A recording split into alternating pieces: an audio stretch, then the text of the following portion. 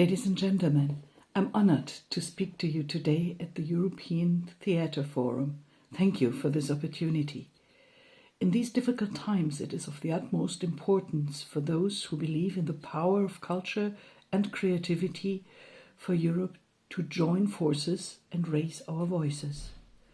Reminiscing the past month in the cultural sector, we have seen theaters, big concert halls and small venues, cinemas and museums close their doors. Many festivals, conferences, book fairs and film and television production have been cancelled or at least postponed until further notice. In the course of the fight of the pandemic, cultural venues and events were the first to shut down, and many of them will not be able to reopen or be reorganized ever again. This forum is thus of crucial importance as it offers a much-needed representation for the sector to find its voice and raise it in times when social interaction in person is impossible.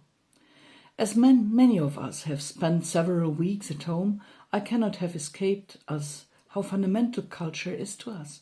Whether it be watching a play, listening to music, enjoying an online museum tour, or simply reading a book, culture matters so much to our everyday life.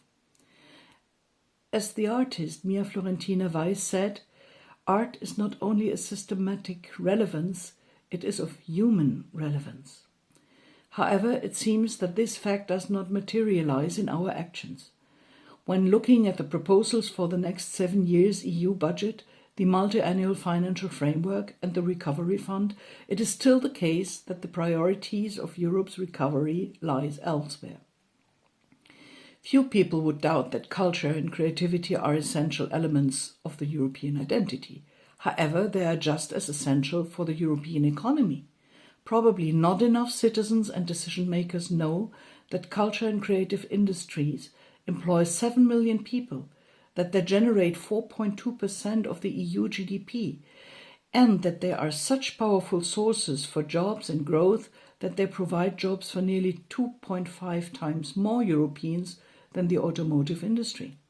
The cultural and creative sectors also contribute significantly to youth employment, employing on average more young people than any other sector. The key is creativity, a free and renewable source of energy, a source which is abundantly present in countries of the European Union. Creativity feeds on culture in its widest possible sense. The European culture is a tremendous asset, a common good that must be protected and promoted. The competitive advantage of our cultural and creative sectors depends on maintaining a virtuous circle and creative talent, artistic expression, entrepreneurship and investment, as well as proper reward and remunerations for creators.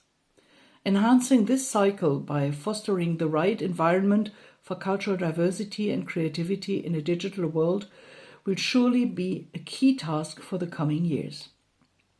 For me, it is crystal clear. If today we do not support our artists, creators and professionals working in cultural and creative sectors, it may have devastating consequences for our European cultural diversity and mean that we simply will not have access to the range of cultural content and expressions we do have now. A crisis can be an opportunity as we begin to see things from another perspective. Let's use this opportunity to redefine our priorities. We need to protect and support our culture and creative sectors and the people making up these industries. The European Commission and the European Parliament have seen that we have to work together to form new policies and release funds towards the affected communities. Now we need to make sure that the new multi-annual financial framework and the recovery plan will include not only a focus, but also dedicated money for culture and creativity.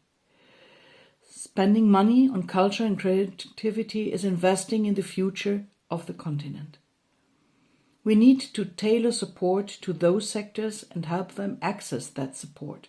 We also need, without delay, to boost and adopt the cultural and creative sector's guarantee facility under Creative Europe to help the sector access further financing. And we need dedicated support to the cultural and creative sectors and industries earmarked in the Recovery Fund.